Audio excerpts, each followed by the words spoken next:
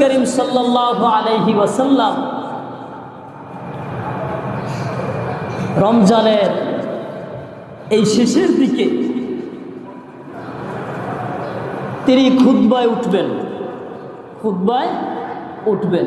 ঠিক ওই মুহূর্তে রাসূল যখন তার পা মুবারক প্রথম সিঁড়িতে রাখলেন, সিঁড়িতে রেখে তিনি বললেন আমিন। কি বললেন? আমিন বললেন। দ্বিতীয় সিঁড়িতে পা রাখলেন, বললেন আমিন। তৃতীয় সিঁড়িতে বসে তিনি বললেন আমিন। কয়বার বললেন? সবাই বলেন, কয়বার বললেন? 3 বার বললেন আমিন। এই 3 বার আমিন বলার পর সাহাবায়ে কেরাম অবাক হয়ে গেলেন যে কোনো সময় তো রাসূলকে শুনি না।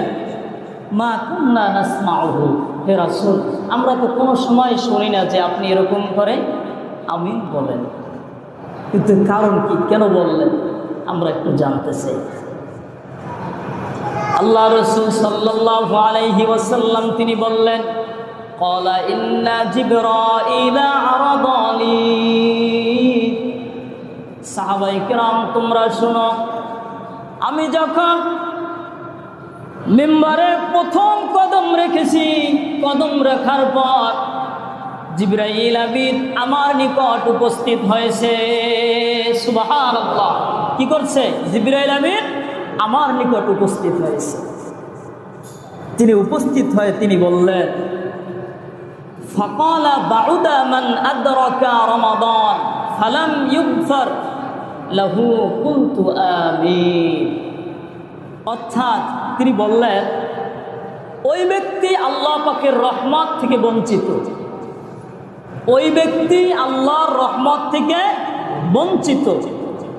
ফালাম ইউগফার লাহু, যে রমজান মাস পেল, রমজান মাস পাওয়ার পরেও তার জীবনের গুনাহ মাফ করাতে পারলো না।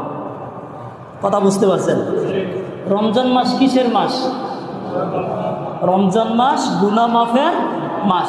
তো জিবরাইল আমিন বললেন যে ওই ব্যক্তি আল্লাহ পাকের রহমত থেকে বঞ্চিত হলো যে তার গুনাহ মাফ করাতে পারলো।